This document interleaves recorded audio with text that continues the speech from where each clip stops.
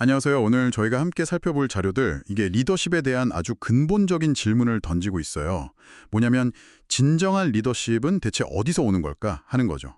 여러 자료를 쭉 훑어보면 공통된 답이 하나 있더라고요. 바로 이겁니다. 리더십은 권력이 아니라 책임의 무게에서 자라난다. 네, 맞아요. 이게 그냥 뭐 착한 리더가 되자 이런 도덕적인 얘기가 아니고요. 리더가 딱 나서서 이거 내 잘못이다. 내가 책임지겠다. 이렇게 말하는 그 무게감 있는 태도 있잖아요. 이게 왜 조직의 성공과 실패를 가르는 그런 핵심 동력이 되는지 오늘 그 이유를 좀 깊이 파고들어 볼까 합니다. 아마 듣고 계신 여러분들 경험하고도 좀 연결되는 지점이 있을 거예요. 흥미로우실 겁니다. 좋습니다.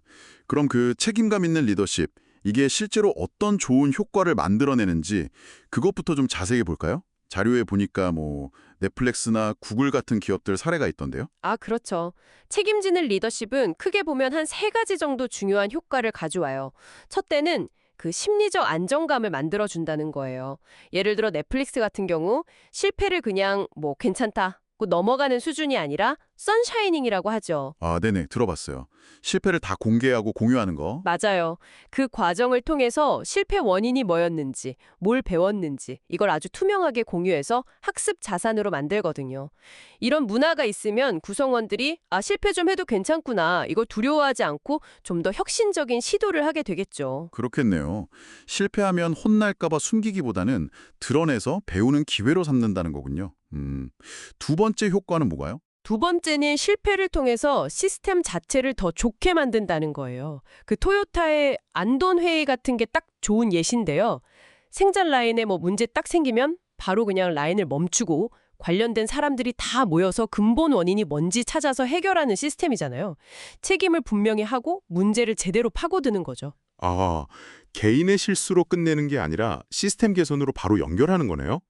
그럼 세 번째는요? 바로 사회적 자본, 다시 말해 신뢰를 쌓는다는 겁니다.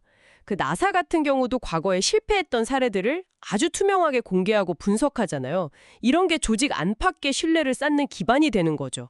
이 세 가지, 그러니까 혁신을 위한 안전감, 그리고 시스템의 진화, 마지막으로 신뢰, 이게 다 서로 연결돼서 좋은 쪽으로 계속 돌아가는 거예요. 선순환이죠. 결국 책임지는 리더가 이 모든 걸 가능하게 하는 가장 중요한 축이다. 이렇게 볼 수 있습니다. 옛말에 상하 동역자승이라고 위아래가 같은 목표를 향할 때 이긴다는 말이 있잖아요. 딱 그게 현실이 되는 거죠. 반대로 그럼 리더가 책임을 피하려고만 하면 조직은 어떻게 될까요? 자료들 보니까 조직이 정치화된다, 이런 경고가 있던데요. 실력보다는 줄 잘 서는 게 중요해지는 그런 거 말이죠. 네. 그야말로 악순환의 시작이죠. 책임 회피는요. 일단 리더가 책임을 안 지려고 하면 다른 사람한테 떠넘기게 되잖아요. 그럼 이제 희생양을 찾게 되고 누군가는 덮었어야 하니까. 하는 문화가 퍼지는 겁니다. 겉으로는 뭐 충성하는 척할지 몰라도 속으로는 불만이 쌓이고 실질적인 문제 해결 능력은 점점 떨어지게 되죠. 그 한국행정연구원 조사 결과를 봐도 공공기관에서 의사결정이 늦어지는 이유 중에 가장 큰 게 뭐냐 물었더니 68%가 상사의 책임에 피었다고 하니까요. 와, 68%나요? 생각보다 심각하네요. 그런 분위기에서는 새로운 걸 해보려는 시도 자체가 어렵겠어요. 당연하죠. 혁신은 무슨 그냥 현상 유지나 잘하면 다행인 상황이 되는 거죠. 근데요, 좀 다른 시각에서 보면 현실에서는 그렇게 좀 정치화되고 경직된 조직 안에서도 나름대로 자기 역할 잘 해내거나 심지어 성과 내는 사람들도 있지 않나요? 모든 구성원이 다 무능해진다 이렇게 단정하기는 좀 어려울 것 같기도 하고요. 그거 아주 예리하고 중요한 지적이세요. 물론입니다. 개인 차원에서는 그런 어려운 환경 속에서도 뛰어난 역량을 발휘하는 사람도 있고, 오히려 그런 환경 때문에 더 강해지는 사람도 있겠죠. 통계적으로 보면 이걸 생존자 편향이다, 이렇게 설명할 수도 있을 것 같아요. 그러니까 살아남은 소수의 성공 사례만 보고 전체가 다 그럴 거라고 생각하는 오류요. 생존자 편향. 네. 하지만 우리가 진짜 주목해야 할 것은 시스템 전체가 건강한가 하는 문제입니다. 그 하버드 비즈니스 리뷰 연구를 보면요. 소위 독성 조직이라고 불리는 곳 있잖아요. 구성원 간에 서로 못 믿고 막 비방하고 책임의 피가 일상인 그런 환경이에요. 거기에 남아있는 사람들 중에 82%가 심각한 정신적 소진, 그러니까 번아웃을 경험한다고 해요. 82%요?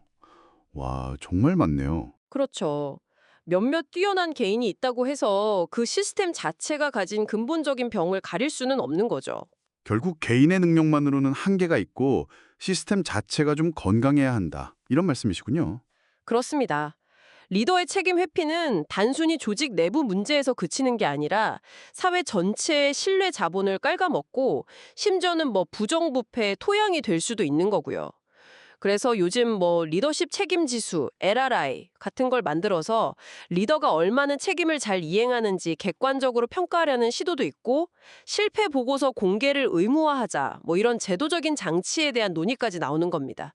이 모든 게 결국 리더십의 본질은 권력을 휘두르는 게 아니라 그 책임의 무게를 제대로 감량하는 데 있다는 걸 강조하는 맥락이라고 봐야겠죠.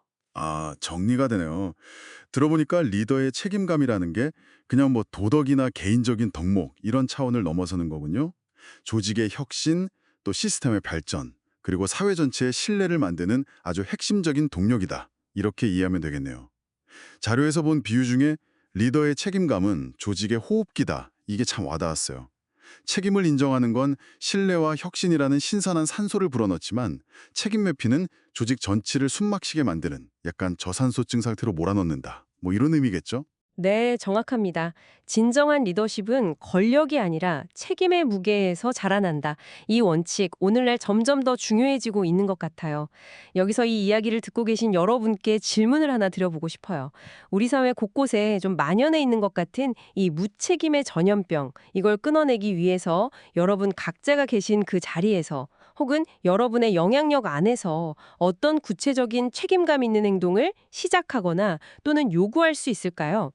어쩌면 이 리더의 책임감이라는 게 꼭 높은 자리에 있는 사람에게만 필요한 게 아니라 우리 모두가 함께 고민하고 또 만들어 나가야 할 그런 문화일지도 모르겠습니다. 한 번쯤 깊이 생각해 볼 만한 질문 아닐까요?